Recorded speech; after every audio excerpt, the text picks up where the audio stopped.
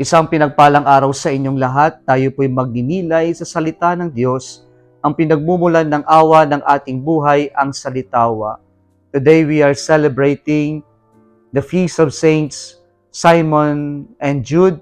They are both apostles.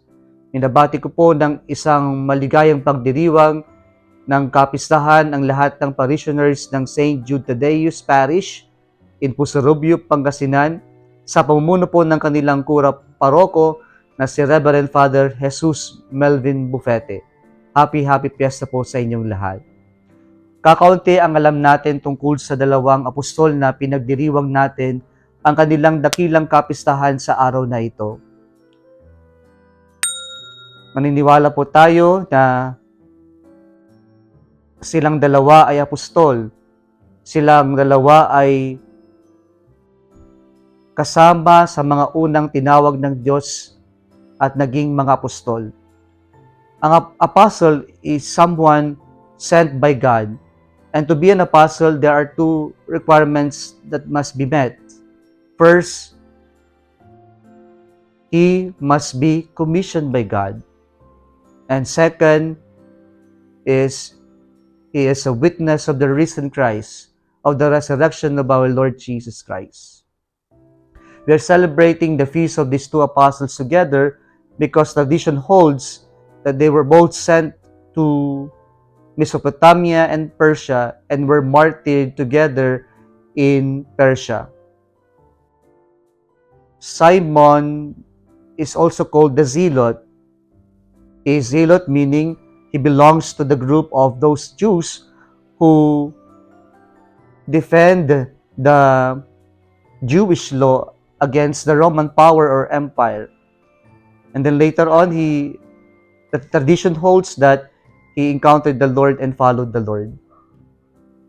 The other saint, apostle, Saint Jude of James, or Jude, the son of James, who is also called the Thaddeus or Lebbeus, is mentioned many times in the Gospels and in the Acts of the Apostles. And there, my dear brothers and sisters, is known today as the patron saint of impossible causes or hopeless causes. What can we learn from these two saints apostles whom we are honoring today? One, to be an apostle, to be a follower of God, is to be in constant prayer to the Lord. An apostle is someone who prays always, and we can only be sent by God when we are always connected with Him. We cannot be sent by God if we are separated from Him, and so we can only be sent when we are connected profoundly with God. And this is only possible when we pray.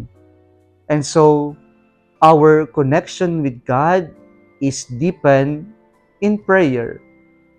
Like Jesus in our gospel reading today, before choosing the 12, he went up to the mountain to pray. We as followers, we must also have to maintain our connection with God in our prayer. Second lesson we can have is the truth that greatness in God is not measured by popularity. These two saints, these two apostles are not known.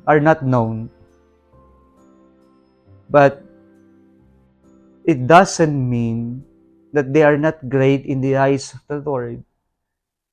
These two apostles teach us that greatness in the Lord is measured by our humility, by not being the center of what we do, of what we say. These two apostles teach us that greatness in the Lord is making God the center of all. Finally, these two apostles teach us the value of fidelity to our vocations.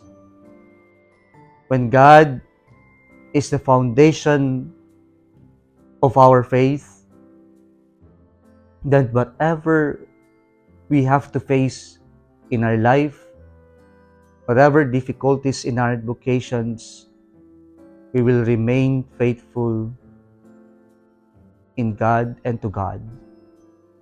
Tinuturuan tayo mga kapatid na ang pananatili sa Diyos sa kabila ng ating pagsubok sa buhay ay pagpapahayag ng tunay na kadakilahan na malalim na pagkakaibigan at pagkakaibigan sa Diyos. Kung nagustuhan mo ang video na ito, huwag kalimutang mag-like, share at mag-subscribe sa Salitawa Facebook page and YouTube channel. Muli isang pinagpalang araw sa inyong lahat.